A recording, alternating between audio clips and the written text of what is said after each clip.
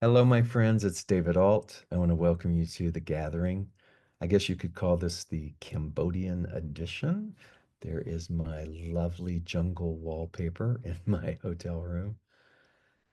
Um, this week I was by myself working with some of the people at the school office, and my administrator very hastily came in and went into her office and closed the door. And I thought, well, that was kind of strange. And then um, those who were helping me said, "Oh, she was back." They were referring to a village mother who had shown up with three of her kids and had come on to the school grounds through the gate. And this had been the fourth time that she had been there to beg and ask if she could enroll her kids in school. And we don't have room. And Tiene, my administrator, had just had to tell her no for the fourth time. And she needed to take a moment and process that, I guess, in her own way. It made me think about a budget. All of our lives around this thing called a budget. When you have a nonprofit, you have to have a budget. And then you have to teach people how to work within a budget and do programming. And that includes how many children can you serve? How many children can you allow? And one of the ongoing issues that has always existed at Kaleidoscope Child Foundation is staying within the budget, teaching people who haven't necessarily had to work with a budget how to work with a budget, learning how to say no. And you would think that the art of saying no is sort of cut and dry, right? Well, it's not. When you're staring at a village mother who's begging for the fourth time if her children can be allowed to come to school, and you have to say no. Sometimes budget be damned, right? In that particular case, there actually is no more physical room right now in this quarter for the kids to be in the school. We are way over capacity. But that exchange happens all the time in the villages when a village mother begs for something, food, a sewing machine to be a part of the women's programming that we have. When there is repairs that are needed, when there's so much need that is at a chronic level, constantly happening over and over and over again in a developing country, how does one master the art of a budget and saying no?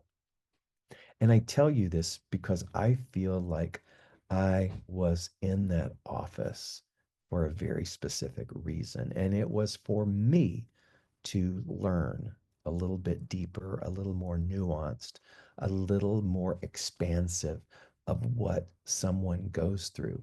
Not on my end as the one who's creating the budget, but by the people who are having to shape lives and run a school in something that requires 10 times the budget that we are able to give them. And oftentimes, when we find ourselves impatient and a little snippy by the fact that once again this month you went over budget, watching my administrator pay for things out of her own pocket because she just can't bear to say no. Whether it's to a hungry person in the market while she's handpicking all of the ingredients to make for the food program, for the soup and the breakfast that happen in our village school in Mocha Crow, or whether or not she, out of her own pocket, will accept someone, and this is going on right now, someone who is technically homeless, and they are trying to take care of this boy and find activities and things and chores and and opportunities for him to be able to learn. She's done that repeatedly over the course of the 21 years that I've been here.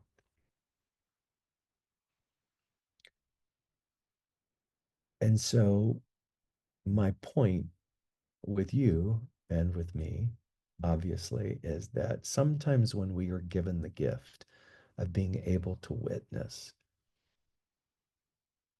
the full circumstance, the raw vulnerability, peeling back the layers that everything is not so black and white, then it teaches us a little bit about what grace means. And so let's say that someone has disappointed you. Let's say that someone has angered you or betrayed you, or very rarely is it our first instinct to pause and to take a breath and to say, I wonder what's going on in their life. And I'm not saying that behavior is excused by doing that. I'm just asking, do we really have the capacity to pause the narrative and the pictures that we create in our mind about how awful these people are and pause and go, wow, I wonder what the full scope and the full picture is that has created this particular behavior or action or incident. That to me, I think, is a very simple but much needed act of grace. And I needed to be taught a little bit of grace because there had been a lot of frustration about the budget that just keeps, it's like something that it's like an animal that cannot be contained. And our Western minds and our Western people are like, we got to tell them. And then here you are face to face, and you see her run into an office because it's just so difficult to tell someone to their face, no. There are people who show up at the gate of our lives, our experience, our interactions that are hurting. Everybody's hurting. You're hurting. I'm hurting in many different ways. And I believe that one of the things that you and I could perhaps help each other do, practice, is to take that intentional pause. And instead of being so black and white about the circumstances, just take a breath. Notice the tendency of any reaction to take things personally or to get upset or to want to cut people off or to blah, blah, blah, blah. And to just take a pause and ask a simple question. Wow, I wonder what all they must be managing right now. I wonder what has led them to this moment, what their circumstances were, what their uh, pain was, what their disappointments were. Again, it's not about fixing it, it's just about seeking to understand. Seeking to understand. I think we all could use a little bit more of that. So, I'll keep you posted as we are here on the road making our film about Kaleidoscope, observing all of the vulnerability and the things that are happening here. But more importantly, being teachable about grace, about understanding. God bless us all.